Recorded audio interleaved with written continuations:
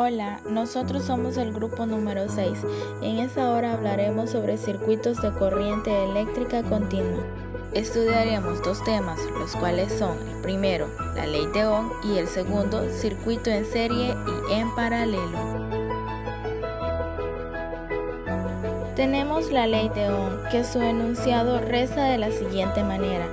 Para un gran número de conductores, principalmente los metales, el valor de la resistencia permanece constante y no depende de la tensión aplicada al conductor.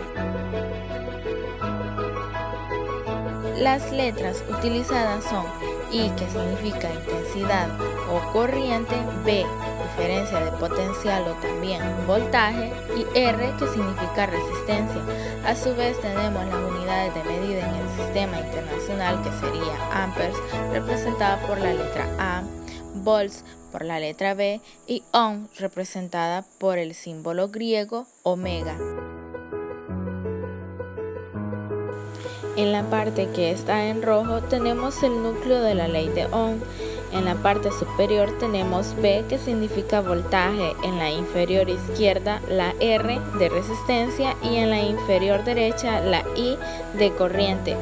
Siempre debe ir de esta forma, ya sea en círculo o en triángulo. Puedes recordarlo como Viva la Reina Isabel. Y te preguntarás, ¿por qué debe ir de esa forma? Pues porque así te será más fácil saber qué fórmula usar, ya que si quieres encontrar el voltaje, solo multiplicas la corriente con la resistencia, como lo vemos en la parte celeste. Si quieres encontrar la resistencia, debes observar que voltaje se encuentra arriba de la corriente, por lo tanto estos se dividen como lo vemos en la parte verde. Y para encontrar la corriente, de igual forma se efectúa una división entre voltaje y resistencia. Ahora un problema, calcular la intensidad de la corriente que alimenta una lavadora de juguete que tiene una resistencia de 10 ohmios y funciona con una batería con una diferencia de potencial de 30 voltios. Lo primero que haremos es sacar los datos. Tenemos resistencia de 10 ohmios y tenemos 30 voltios. El problema nos pide encontrar la corriente, por lo que tendremos que aplicar la ley del Ohm para encontrarla. Utilizamos la fórmula para encontrar la corriente, voltaje sobre resistencia, sustituimos los datos y eso nos da un total de 3 amperios, que es lo que vamos a necesitar para alimentar la lavadora de juguete. Ahora veremos los circuitos en serie y en paralelo. Empecemos definiendo qué es un circuito eléctrico, pues no es ni nada más ni nada menos que un dispositivo por el que fluye la corriente a través de un conductor. Un circuito eléctrico está formado básicamente por una serie de elementos electrónicos tales como resistencias, que pueden ser focos o lámparas, conductores, alambres de cobre y fuentes, que pueden ser pilas o baterías, los cuales se conectan entre sí para generar o transportar corriente eléctrica. Dependiendo de cómo se conecten estos dispositivos, los circuitos se clasifican en circuito en serie y en paralelo. Circuito en serie. En este tipo de circuitos, los elementos conductores están ubicados uno a continuación del otro.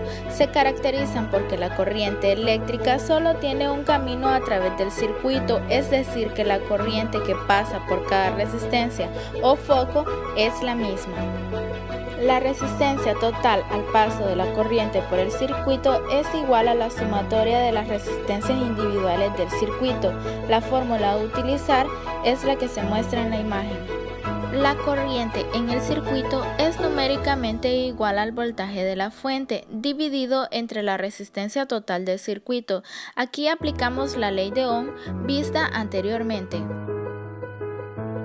El voltaje total aplicado a través del circuito se distribuye entre los dispositivos individuales llamados caídas de voltaje, de tal manera que el voltaje total suministrado por la fuente será igual a la suma de las caídas de voltaje en cada componente. Circuito en paralelo. En este tipo de circuito, los componentes conductores, o sea, focos o resistencias, están conectados en ramales, de tal manera que la diferencia de potencial, o sea, voltaje, es igual para todas las ramas del circuito. La corriente total se divide en las ramas del circuito. Como el voltaje en cada rama es el mismo, la cantidad de corriente en cada rama será inversamente proporcional a la resistencia de cada rama.